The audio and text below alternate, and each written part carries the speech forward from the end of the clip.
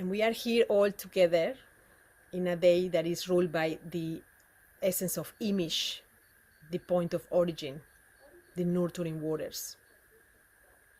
The waters of creation, the waters, the feminine waters that sustain life, that nurture life, and the masculine waters that bring the seed of life.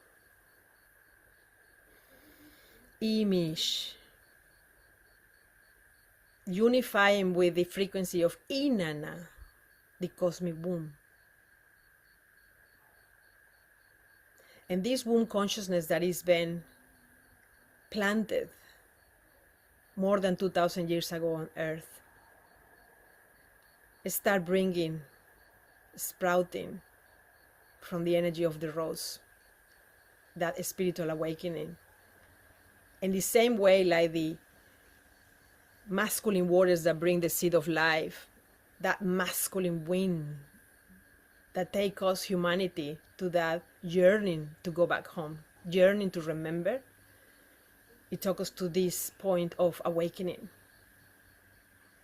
It took us to this point of collecting all the tools within us to remember and to integrate all the different phases, all our shadows, all our pain, to remember where it comes from. We all have walked different paths of lives, and we all have been in different modalities because we want to heal. But the mother said, this has been the masculine wind, bringing us that consciousness, being proactive. But now it's time of the cosmic womb, and that cosmic womb is the one who remembers nurturing.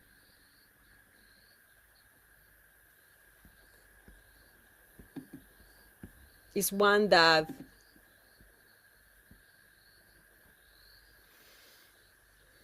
allowed us to receive. Is allowing us to remember that we all come from this cosmic womb that birthed into this realm. And this is the womb consciousness that is now being fully open, because that's the one, the consciousness that alchemizes the spirit, is that feminine presence of the divine. So there is no more time for us to be dwelling on trauma and pain and be hooked into those, because this is the time where we really observe. And it's only when we observe, and we can even smile even when we don't feel it, when we can feel that we are being triggered, we inhale deeply and remember that everything is interconnected. Because that is the womb consciousness, to understand the interconnectedness. And we know that we are interconnected, but how do we feel? How the winds pierce through us? How do we're here? What has to happen for us to be here? What has to happen for us to meet?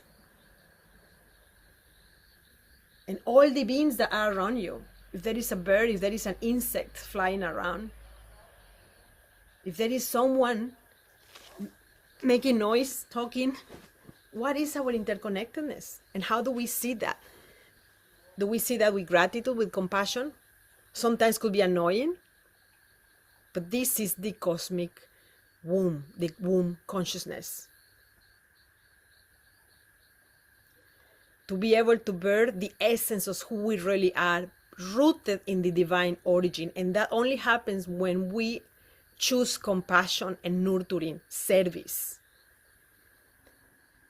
That's the only way that it happens. And that's the only way that it opens revelations that the highest expression of us can be manifested, because we no longer just thrive to just manifest what we want, because that was a very old way. But what is truly in our heart is already there. And this is what the conscious of the mother is bringing us, that everything that we truly want in our heart is there, but we are not seeing it yet because we haven't yet been fully open, so it's being revealed to us. And to be able to open that revelations, we need to go back to the interconnectedness and to nurture everything that is around us. And this is a very important prayer circle because we are about to enter an eclipse portal, and we know that these celestial movements affect us. But we have two choices: to feel bad and say, oh, well, is the eclipse portal, it's okay to feel crap, or just observe, wow, this eclipse portal is allowing me to see something in me that needs to be integrated, not to dwell on it, but to be integrated and to be okay with it. Because if we spend all our life digging trauma and crap, we need 1,000 lives to be able to heal everything. Healing is not an ending point, but it's no more time for us be dwelling into that.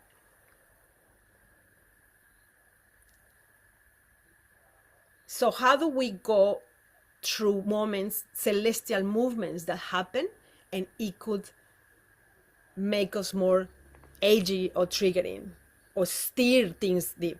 Self-observance and nurturing the vessel, nurturing the energy. And this is where it comes a very important way, is to detox not only how to clean our body, but as well to clean where the places where we go. And this is here it comes the power of discernment, because a lot of things are going to be offered, but where do I need to be? Who do I want to be with? And that is the power of discernment. And this is not a time to be out there doing everything, but it's to choose what we need to do, and it's okay. And to be silenced is just to be with those ones that in our own spaces, or those loved ones that are holding us dearly, because there is a lot of distraction, because there is an old energy that is strongly lingering to stay alive, that doesn't want to let go. And we know that, and we can see that in our own resistances. There is distraction. So this is what we need to do to detox our energy, detox our body, nurturing, embrace the power of discernment, and that is going to allow us to avoid distractions. So only when we self-observe, we can understand what is distracting or not. And remembering that that expression, the highest expression of ourselves, is only will reveal when we truly understand, integrate, not with the mind, with the heart, with the womb, the full interconnectedness with all. So this is the time of devotion, of prayer, of silence. So whatever it is what you do when you practice, do it, that silence, that connections with the invisible, because we now are more aware of the animals and the plants and how they act and all these living, beautiful beings that are around us. But this is the time that we understand the interconnectedness with the invisible, because the invisible is available and it's always been. But this womb consciousness is making us more open and receptive to see that invisible. And that invisibility only is going to be revealed when we breathe in and we go inward with gratitude, with grace, with trust. So this is an invitation for this time, and this is an intention for this prayer, that we really can remember that the cosmic womb is reflecting the beautiful earth womb. So as above, so below, and we are in the middle, blessed by these two forces, which is one, really, just mirroring with each other. So when we understand that full interconnectedness from above to below, from the center all around, we can really start to understand that, wow, this is it. I am creating, and we stop forgetting the ending point. So we are going to be working with few